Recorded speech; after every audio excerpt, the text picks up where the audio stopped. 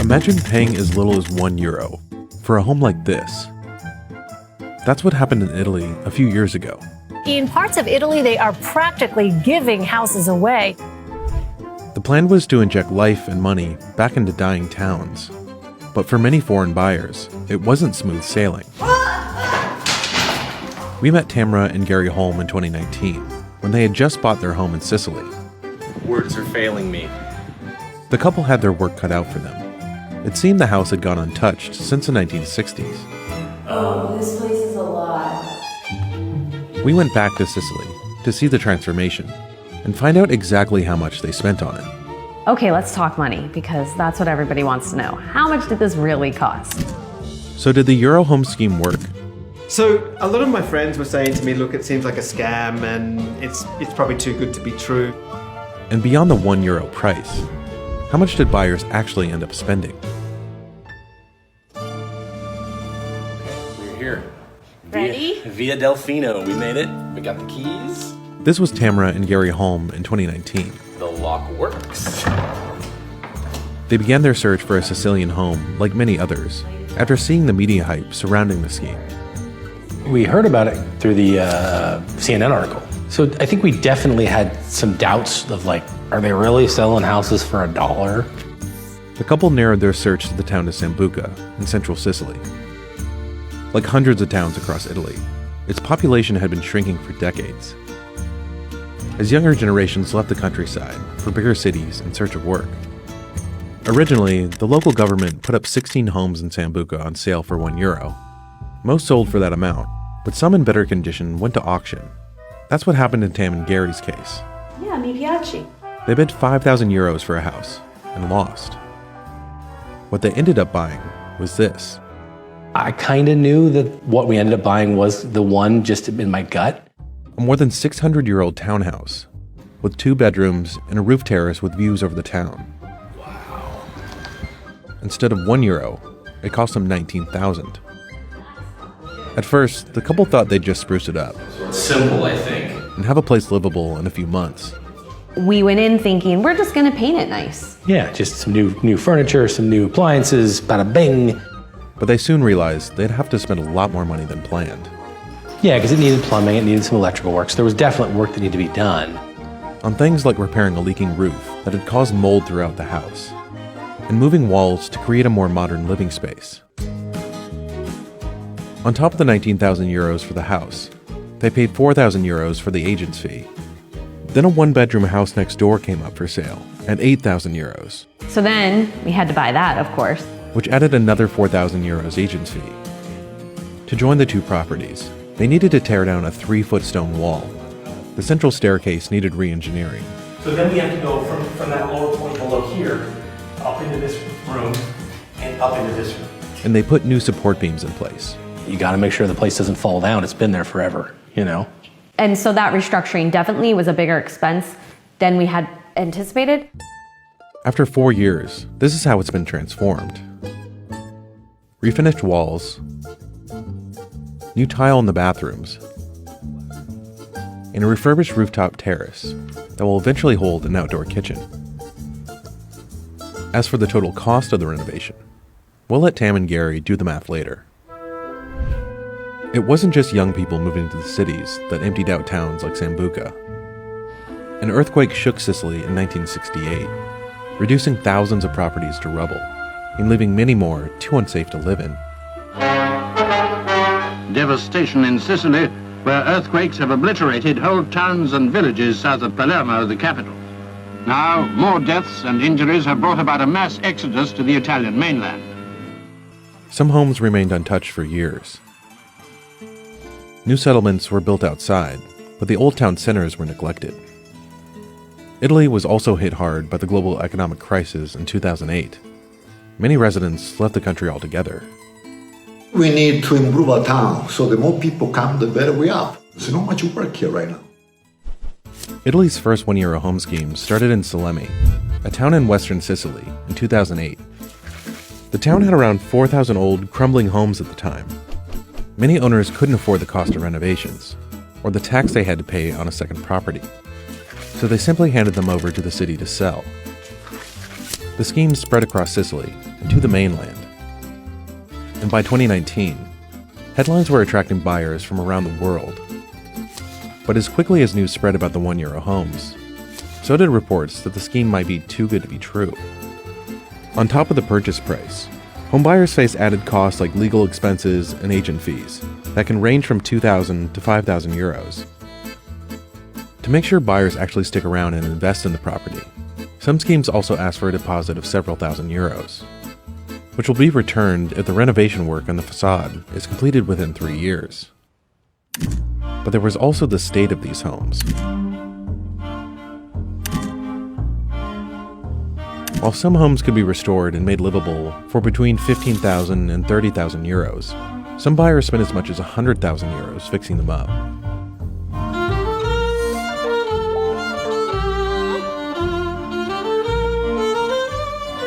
Danny McGubbin bought a €1 house in the Sicilian town of Mussomeli in January 2020.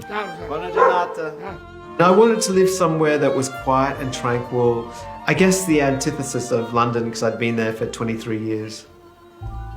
Danny spent several months looking at more than 24 homes before settling on this one, which he bought for €1. But then the pandemic struck.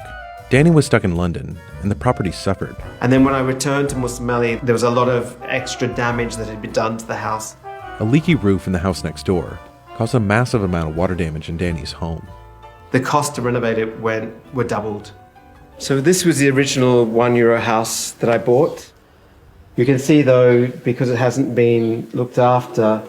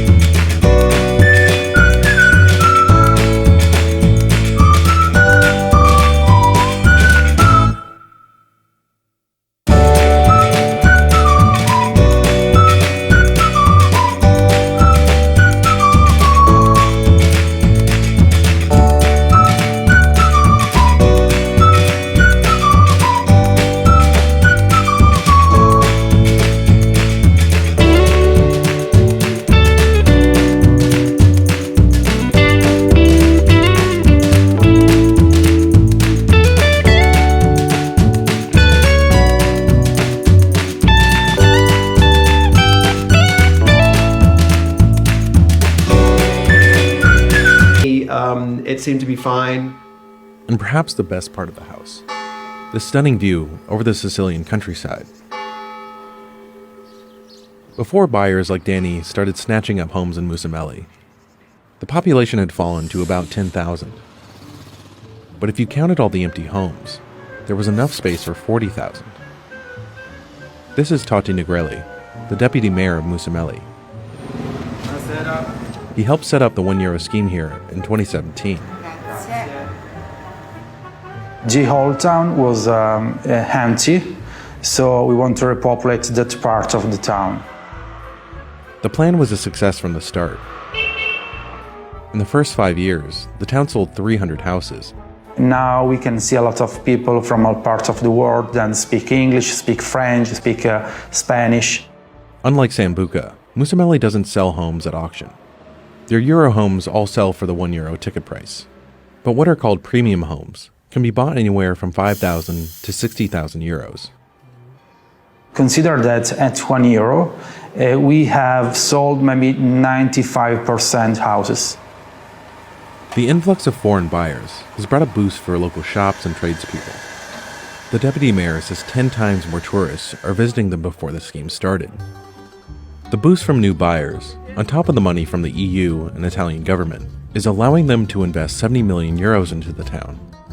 Plans include new roads and a more than €1 million remodeling of the town's central square, Piazza Umberto. We want to invest in the whole town of Mussomeli because we want to give more services to foreign people that invest here. We want to give more energy to this part of the town.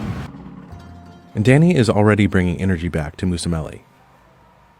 He opened the Good Kitchen in July 2021 with the mission to provide free meals for the town's most vulnerable populations, like the elderly and the poor. I wanted to start a project which would give me the inroads into life in this town. He rents what was an abandoned store in the town's main square for only €150 a month. It's grown into this beautiful hub in the town where we have cooking classes for kids. Finito. E questa pasta? We do a Sunday lunch where sometimes we have up to 50 people come and eat and sit down and share a meal together. Danny collects surplus food from the surrounding area and delivers meals and produce to families in need every week. My friend there, Angelo, I meet with him every Thursday. He collects a lot of surplus produce from that market. When we visited Danny, the Good Kitchen was celebrating 2 years of serving the community. Feels like the first year. Lots of people here, lots of pasta, everyone here with a good intention and full of love.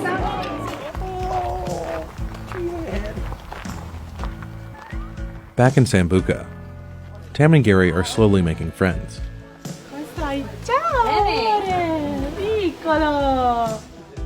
The couple lives in Los Angeles most of the time, but they try to visit a couple times a year.